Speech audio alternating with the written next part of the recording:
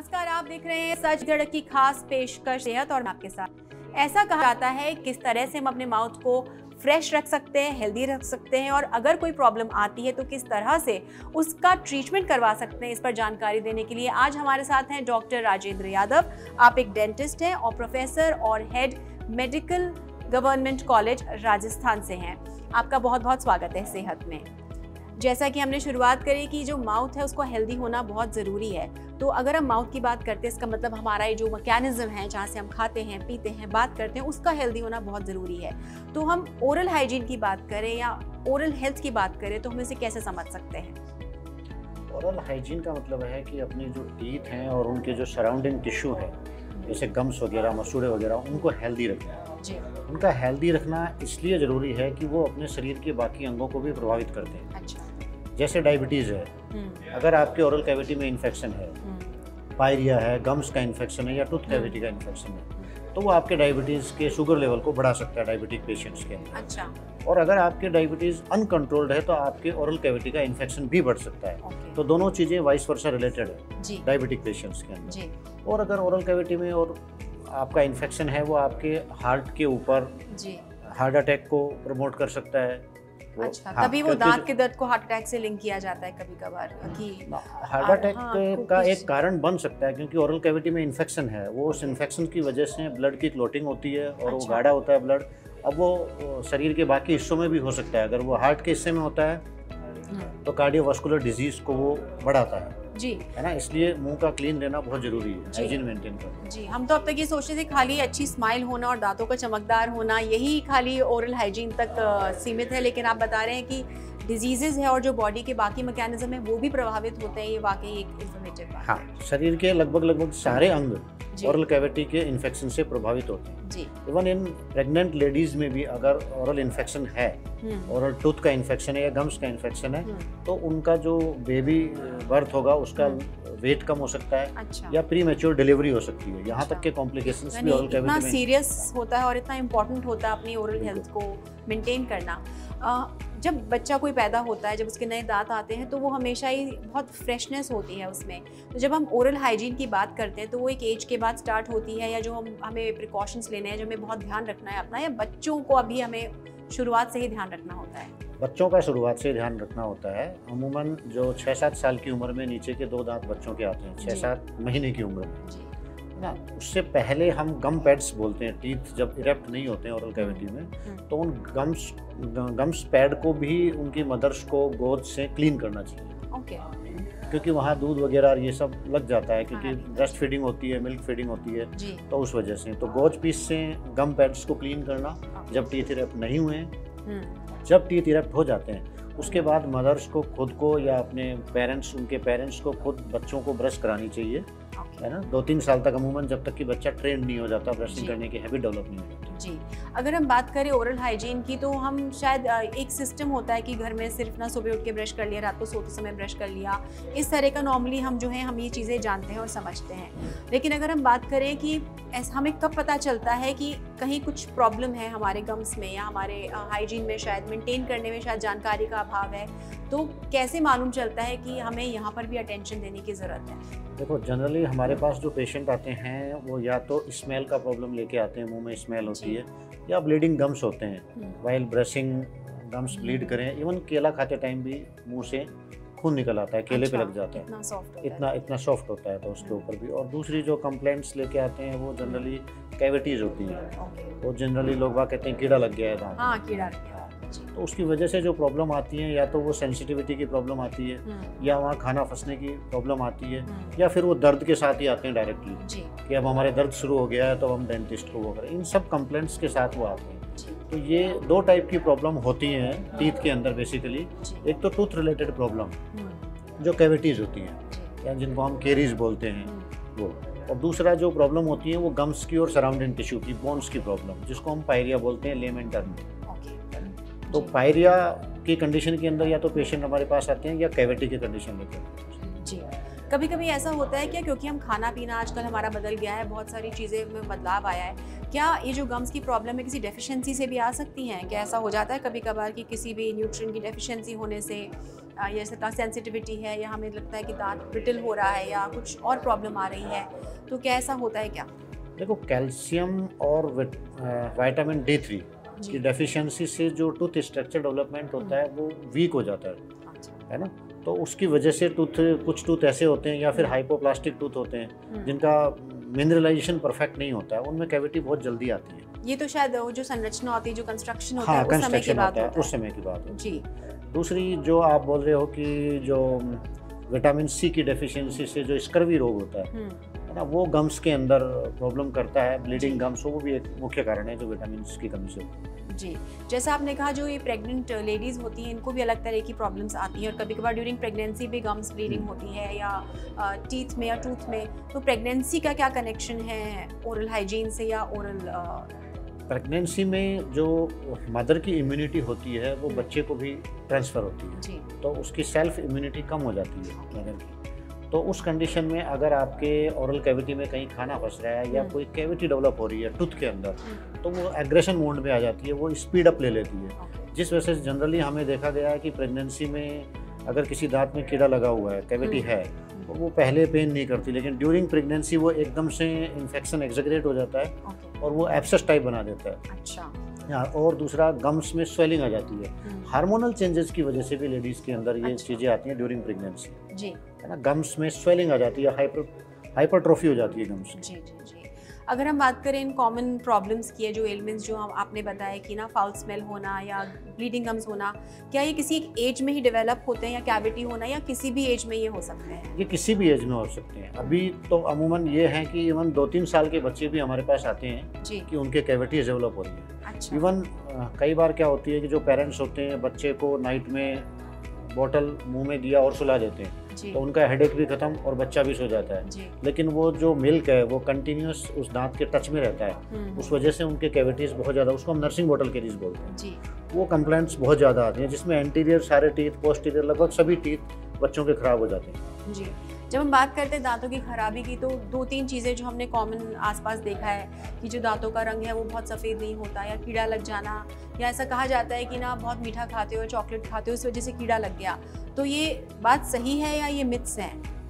नहीं, ये बात सही है। मीठा खाने से, अगर मीठा आपके दांतों की सतह पे चिपका हुआ है और आपने ब्रश नहीं करी है या कुल्ला नहीं करा है, तो वो डेफिनेटली आपके टूथ में कैविटी डेवलप करेगा। अच्छा। है ना। इसलिए मीठा हम जो एडवाइस करते हैं, हम चॉकलेट वगैरह के लिए एडवाइस नहीं करते हैं। अगर चॉकलेट वगैरह पेशेंट खाता है तो उसके खाने के बाद उसको कुल्ला करना चाहिए। अच्छा। है ना। जनरली हम मीठा एडवाइस करते हैं खाने के साथ जी। जैसे पहले के टाइम में खाया करते थे कि खाने के साथ ही लड्डू या बर्फी, जो भी थाली में हलवा या जो भी चीज़ें मीठा खाने की थी, वो चीज़ें खाने के साथ लें तो ज़्यादा अच्छा रहेगा, ताकि वो उनका ग्राइंडिंग बहुत अच्छा हो जाता है। अच्छा। दांतों में चिपकने के कम हो जाते हैं जी। और ब्रशिंग भी उसके बाद या कुल्ला अमूमन अपन करते हैं जी जी, तो उसकी कीड़ा लगने की कैपेसिटी या कैविटी बनने की कैपेसिटी कम हो जाती है। डॉक्टर राजेंद्र, आपसे जानकारी हम लेते रहेंगे, लेकिन अभी फिलहाल लेते हैं एक छोटा सा ब्रेक और फिर इसके ऊपर और आपसे जानकारी लेंगे। रुकते हैं एक छोटे से ब्रेक के लिए। डॉक्टर राजेंद्र से जानेंगे किस तरह से हम अपने दांतों का, अपने मसूड़ों का और अपने मुंह का जो है ख्याल रख सकते हैं।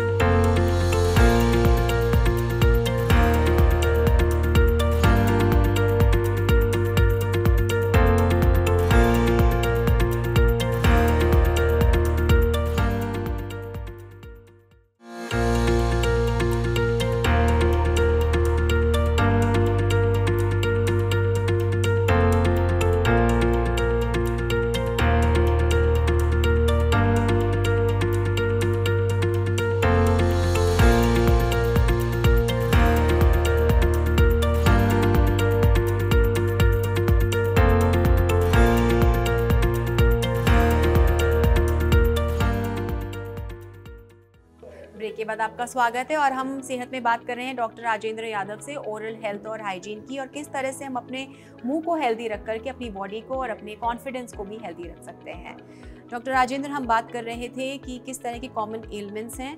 अब हम बात करते हैं कि किस तरह की ट्रीटमेंट, क्योंकि मेडिकल ट्रीटमेंट अक्सर लोग बाहर तो बिल्कुल सोचते हैं आउट ऑफ इंडिया की बहुत महंगे भी होते हैं, लेकिन अगर हम यहाँ की बात करें तो किस तरह की प्रॉब्लम्स के लिए किस तरह की ट्रीटमेंट्स जो हैं अब निकल कर आ गए हैं? देखिए, प्रिवेंटिव स्टेज में अगर कोई पेशेंट हमारे पास स्टार्टिंग फेज में आता है तो ट्रीटमेंट इतने कॉस्टली नहीं है, क्योंकि स्टार्टिंग में जैसे कैविटी लगती है या तो ब्लैक डिस्कलरेशन पेशेंट को दिखाई दे जाता है, या उसमें खाना फंसना शुरू होता है, या उसमें सेंसिटिविटी की प्रॉब्लम होती है। उस कंडीशन के अंदर अगर पेशेंट हमारे पास आता है तो हम लोग एक्सरे एडवाइस करके, और अगर उस टूथ में फिलिंग हो सकती है तो हम फिलिंग कर देते हैं।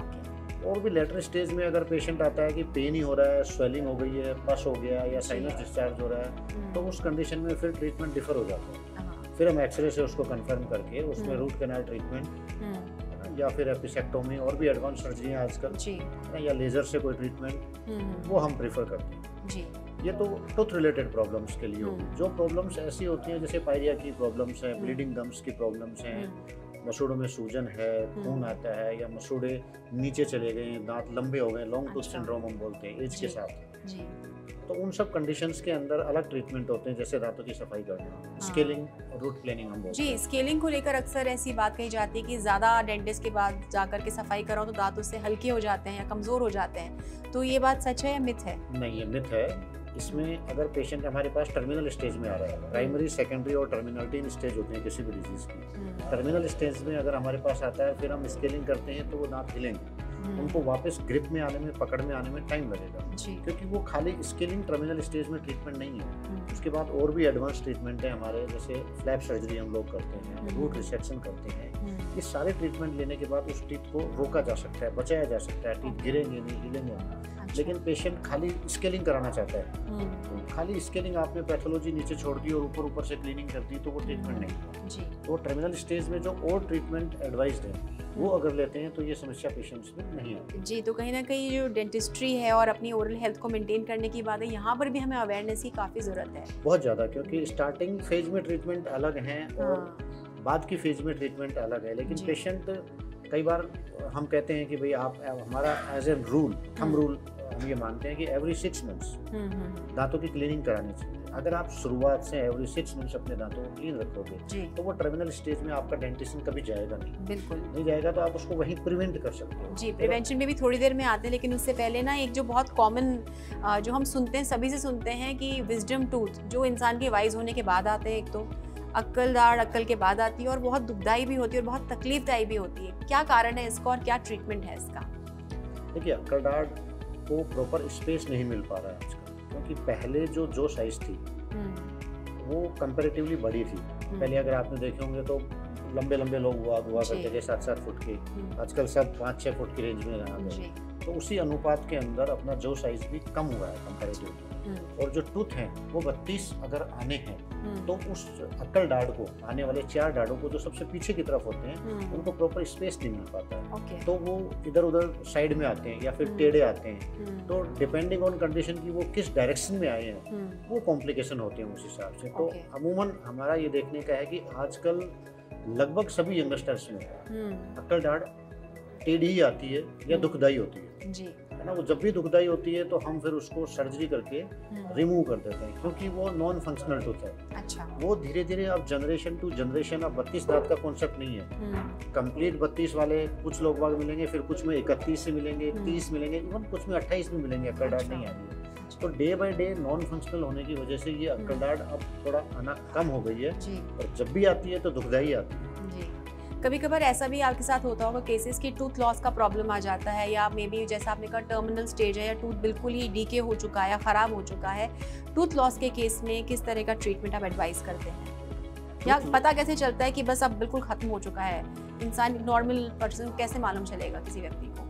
अगर टूथ की मोबिलिटी ग्रेड 3 है, हमारा कैटेगराइजेशन होता है ग्रेड 1, ग्रेड 2, ग्रेड 3, तो उस मतलब वो टर्मिनल स्टेज के अंदर जी। है, या फिर कैविटी वाला टूथ है तो वो ग्रोसली डिकेड है। Grossly decade in the sense कि नेचुरल स्ट्रक्चर बहुत कम बचा है ना, बराबर पूरा डिके हो गया है टूथ। अच्छा। उस कंडीशन में वो टर्मिनल स्टेज होती है, हम उस टूथ को निकालते हैं जी। और निकालने के बाद हम रिप्लेसमेंट के लिए बहुत बोलते हैं। जी।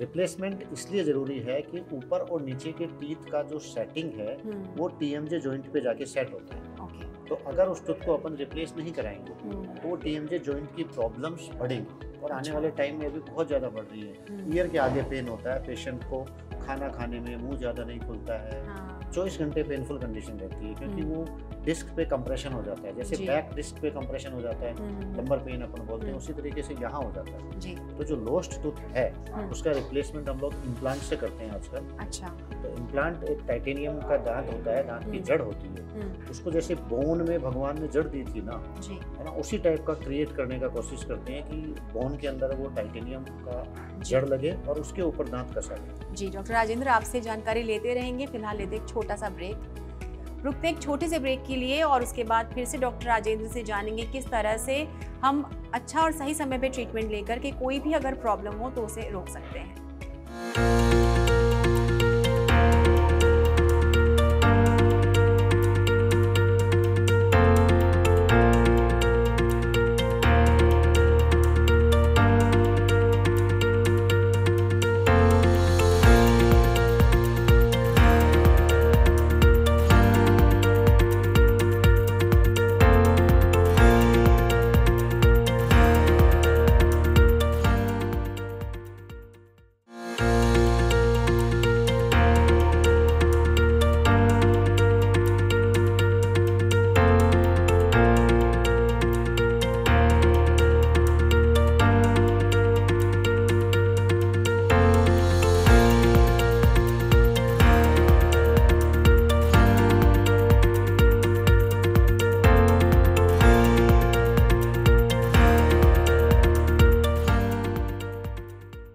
ब्रेक के बाद आपका स्वागत है सेहत में, और हम डॉक्टर राजेंद्र यादव से जान रहे थे कि किस तरह से हम समय रहते ट्रीटमेंट लेकर दांतों से जुड़ी किसी भी प्रॉब्लम को समय रहते ठीक रख सकते हैं। डॉक्टर राजेंद्र, हम बात कर रहे थे ट्रीटमेंट की। एक जो आजकल जो बहुत सुनने में आता है कि सबको बहुत अच्छे सफ़ेद सुंदर दांत चाहिए होते हैं, स्माइल अलाइनमेंट चाहिए होती है, और स्माइल एक बहुत बड़ा जो है माउथ का ही हिस्सा जो है इसी ट्रीटमेंट का, आपके डिपार्टमेंट का ही हिस्सा होता है। कितना ज़रूरी है और किस तरह से हम जो है अपनी स्माइल को, स्पेशली जो लोग ऐसे करियर्स में हैं जहाँ पर कि उनको प्रेजेंटेशन बहुत ज़रूरी है, उसको लेकर के आपकी क्या राय है? स्माइल कॉन्फिडेंस डेवलप करता है। आप जिस भी प्रोफेशन में हैं वहाँ पर अगर आपका स्माइलिंग बहुत अच्छी है तो आपका कॉन्फिडेंस बहुत अच्छा है, सामने वाले पे इम्प्रेशन बहुत अच्छा जाता है। इसलिए स्माइल बहुत ज़रूरी चीज़ है। और दांतों से जहाँ तक सवाल है, दांतों का रखरखाव अगर अच्छा करेंगे तो आपकी स्माइल भी अच्छी रहेगी। फिर भी अगर कुछ ऐसी सिचुएशन आती हैं जिसमें डेंटिशन वियर ऑफ हो जाता है, एट्रीजन हो जाता है, पेशेंट्स की स्माइल इतनी अच्छी नहीं होती है, या बाय बर्थ कुछ लोग अपनी टीथ की स्माइल को लेकर खुश नहीं होते हैं, क्रिकेट होते हैं दांत, आगे पीछे होते हैं, तिरछे होते हैं, तो उसमें कई तरीके से हम लोग ऑर्थोडोंटिक ट्रीटमेंट होता है, ब्रेसेस लगा के, आजकल अलाइनर्स आ गए जो इनविजिबल होते हैं, उनको पहन के पता भी नहीं चलता है ट्रीटमेंट चल रहा है, उनसे भी अपना स्माइल करेक्शन कर सकते हैं। और अगर एज ज़्यादा है, वियरिंग की वजह से, टूथ लॉस की वजह से टूथ घिस रहा है, उसकी वजह से आपका स्माइल करेक्शन बिगड़ रहा है, तो उसको करेक्ट करने के लिए आजकल विनीर्स और लेमिनेट्स होते हैं। विनीर्स और लेमिनेट्स दांत के ऊपर की सतह को एक नया सरफेस दे देते हैं, जैसा कि यंग एज में होता है। अच्छा। है ना, वो लैब वर्क है। तो क्या प्रोटेक्शन भी देते हैं दांतों को या खाली को कॉस्मेटिक सर्जरी? प्रोटेक्शन भी देते हैं और कॉस्मेटिक भी देते हैं। उनका ड्यूल पर्पस होता है। दूसरा, वियरिंग के इफेक्ट को रोक देते हैं जी, कि आगे वियरिंग प्रोसीड नहीं होगा, बढ़ेगा नहीं, प्रोग्रेस को रोक देते हैं। जी जी जी। ऐसा हमेशा ही कहते हैं जब भी बात आती है फिजिकल हेल्थ की, मेंटल हेल्थ की, कुछ भी हो, कि हमेशा prevention is always better than cure. तो हम उस स्टेज तक पहुँचे ही ना और अपनी जो है अपनी ओरल हेल्थ को, अपने दांतों को, अपनी स्माइल को मेंटेन करें। और जैसा आपने कहा, विद एज टूथ भी डीके और वेयर होता है, तो उसको शायद ख़त्म तो नहीं कर सकते लेकिन उस प्रोसेस को थोड़ा रोक सकते हैं हम या डिले कर सकते हैं। तो किस तरह की हम जो है चीज़ें फॉलो कर सकते हैं जिससे कि हमारी स्माइल इंटैक्ट रहे? देखिए, सबसे पहले तो मैं सबको ये सलाह देना चाहूँगा कि 2 टाइम ब्रश, जनरली नाइट में लोग बात जल्दबाजी में होते हैं या फिर लेट नाइट हो जाते हैं इस वजह से, लेकिन 2 टाइम ब्रश करना बहुत ज़रूरी है।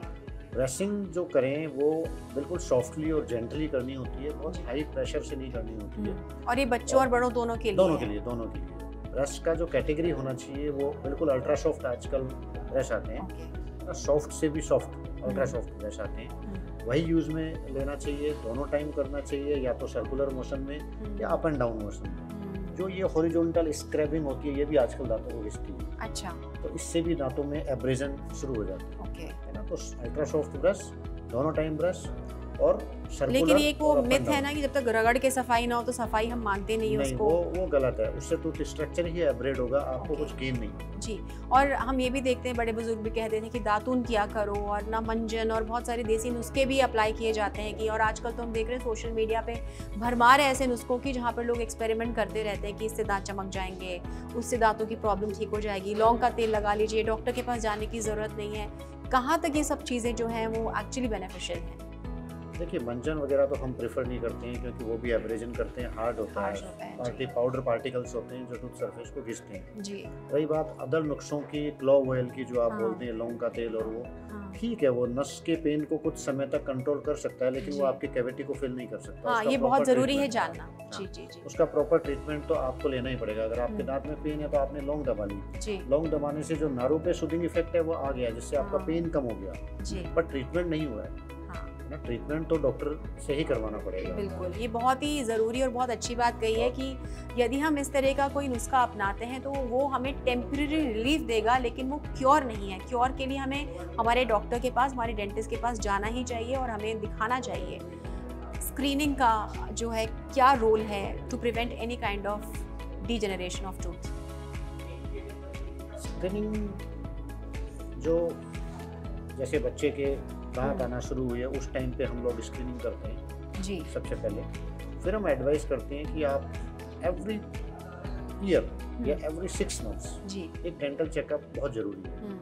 कुछ ऐसे रेडियोग्राफ्स भी होते हैं जो टाइम टू टाइम लेना जरूरी होता है, जैसे कुछ 5 ईयर के ऊपर, देन 12 ईयर पे, देन 18 ईयर पे हम लोग उन डेंटिशियंस का पूरा स्क्रीनिंग करते हैं। जैसे अक्ल दाढ़ आने वाली है, किस डायरेक्शन में आएगी, ये अगर हम टाइम टू टाइम ओपीजी, एक बड़ा रेडियोग्राफ होता है फुल माउथ, उससे हम कंफर्म कर सकते हैं। और every year or every 6 months checkup, and it is very very necessary for the prevention of any dental problem। जी, तो ये बहुत ज़रूरी है कि हम जैसे बाकी बॉडी का चेकअप कराते हैं तो हमारे दांतों का भी हम उसी तरह से चेकअप कराएं, जिससे कि हम दांत स्वस्थ रहें, हमारी स्माइल अच्छी रहे और हमारा कॉन्फिडेंस और हेल्थ भी बरकरार रहे। डॉक्टर राजेंद्र, आपने हमसे जो भी बातें करी, हमें पूरी उम्मीद है कि हमारे व्यूअर्स को ज़रूर बहुत फ़ायदा मिला होगा और बहुत सारी मिथ्स जो हैं उनसे भी छुटकारा मिला होगा। हमसे बात करने के लिए बहुत बहुत धन्यवाद। तो ये थे डॉक्टर राजेंद्र यादव, जिन्होंने हमें बताया किस तरह से हम ओरल हेल्थ को मेंटेन कर से अपने आप को हेल्दी रख सकते हैं। अगले सेहत में हम फिर हाजिर होंगे सेहत से जुड़ी एक नई जानकारी के साथ।